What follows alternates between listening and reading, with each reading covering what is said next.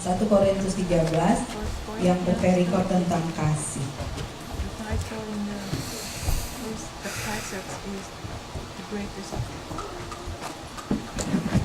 Kita akan baca di dalam nama Tuhan Yesus 1, 2, 3. Sekalipun aku dapat berkata-kata dengan semua bahasa manusia dan bahasa malaikat, tetapi jika aku tidak mempunyai kasih, aku sama dengan gong yang berkumandang dan canang yang gemerincing.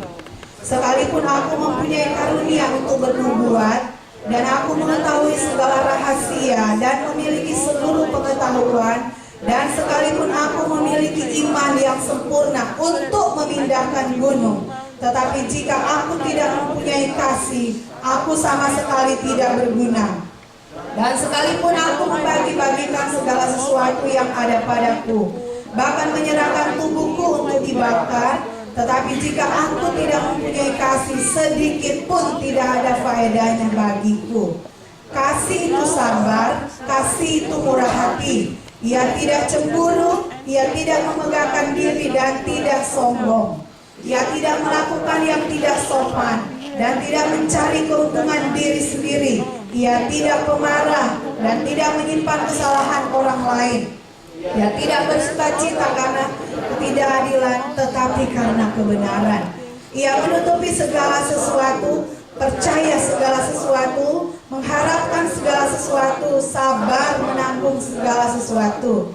Kasih tidak berkesudahan, nubuat akan berakhir, bahasa roh akan berhenti, pengetahuan akan lenyap. Sebab pengetahuan kita tidak lengkap dan nubuat kita tidak sempurna. Tetapi jika yang sempurna tiba, maka yang tidak sempurna itu akan lenyap. Gak apa-apa, kita baca terus. Ketika aku kanak-kanak, aku berkata seperti kanak-kanak.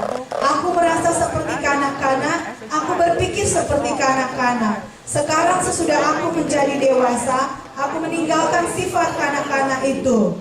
Karena sekarang kita melihat dalam cermin suatu gambaran yang samar-samar. Tetapi nanti kita akan melihat muka dengan muka. Sekarang aku hanya mengenal dengan tidak sempurna, tetapi nanti aku akan mengenal dengan sempurna, seperti aku sendiri dikenal. Demikianlah ketiga hal ini, yaitu iman, pengharapan, dan kasih. Dan yang paling besar di antaranya ialah kasih. Katakan amin. Puji Tuhan. Kebenaran firman Tuhan pada siang hari ini, saya akan beri judul di dalam ayatnya yang keempat. Ada 3 kata di situ. Kasih itu sabar. Ya. Kasih itu sabar. Saudara-saudara, hari-hari ini dikumandangkan selalu oleh hamba-hamba Tuhan melalui kebenaran firman Tuhan bahwa sesungguhnya kedatangan Tuhan kali yang kedua itu sudah dekat. Ya. Kita siap atau tidak, Tuhan itu akan segera datang. Tapi satu hal yang perlu juga kita ketahui, bahwa gereja, organisasi kita tidak pernah menyampaikan bahwa tanggal sekian atau bulan sekian, tahun sekian Tuhan itu akan datang. Tidak pernah ditentukan tanggalnya, tetapi sesuai dengan kebenaran firman Tuhan sudah dekat. Ya, siap atau tidak, Yesus segera datang. Nah, itulah sebabnya selalu disampaikan kita harus persiapkan keberadaan kita untuk menanti kedatangan Tuhan yang sebentar itu akan datang. Nah, saudara-saudara, pada tadi malam setelah selesai doa, saya dapat informasi tentang seorang hamba Tuhan GPDI di Malalayang 2 Manado.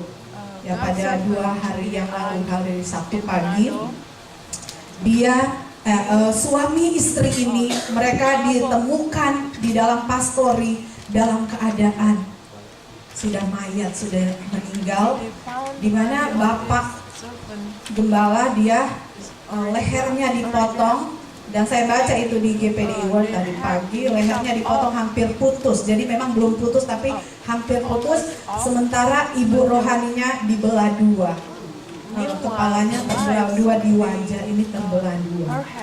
Saudara, itu bagian dari kejahatan akhir zaman. Ya.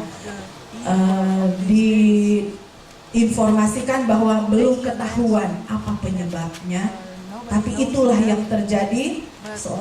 Kedua hamba Tuhan, suami istri yang berumur 60-an dan 70-an, pendeta Koago kalau saya tidak salah, itu yang saya dapat informasi, dan saya berkata, Tuhan, inilah bagian dari kejahatan di akhir zaman.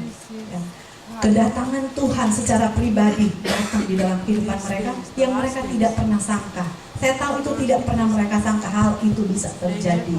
Nah, di dalam Bible Study sempat kami bahas tentang kedatangan Tuhan, dan saya katakan kedatangan Tuhan itu ada dua, ya. Datang secara pribadi, tiba-tiba Tuhan panggil kita, ya, itu kedatangan Tuhan. Dan yang kedua, dia akan datang kembali. Kemudian di pihak yang lain lagi, saya membaca informasi di GPDI, milis GPDI itu juga pada hari Sabtu juga, kalau saya tidak salah itu, di mana Sulawesi Utara, khususnya Manado, dia adalah satu daerah yang kriminalitas paling tinggi. Nah, satu cara yang dibuat oleh umat-umat Tuhan, khususnya pemuda, ya, pemuda gereja-gereja bersatu yang menamakan Forum Pemuda Lintas Gereja. Mereka bersatu dari gereja Katolik, dari Advent, dari aliran karismatik, semua yang ada di Manado. Mereka bersatu, mereka berdoa, ya. Mereka mengadakan pawai mengelilingi kota Manado selama 5 jam. Ditambah dengan mereka berdoa, penyembahan pujian kepada Tuhan selama 4 jam. Jadi totalnya selama 9 jam. Dan bukan hanya pemuda, hamba-hamba Tuhan, orang-orang yang melibatkan diri juga.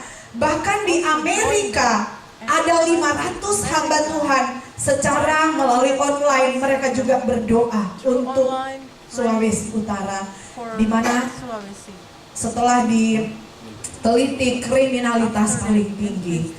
Saudara-saudara, setelah saya melihat keberadaan ini, dan saya terlalu yakin banyak lagi kejadian-kejadian yang tidak pernah kita dengar sebelumnya. Pada hari Kamis, sebagai gembala kami sampaikan bahwa yang menjadi doa kami hari-hari ini, supaya gereja Tuhan, khususnya gereja lokal di tempat ini, kita ada persatuan dan kesatuan. Kita ada kasih dari Bapa di surga, ya. Kita ada kasih dari Tuhan. Apa artinya kita datang di tempat ini kemudian kita ada kebencian satu dengan yang lainnya, ya? Setelah ini yang menjadi pergumulan kami gembala hari-hari ini, dan kemudian juga waktu saya baca itu apa yang dilakukan oleh pemuda-pemuda yang ada di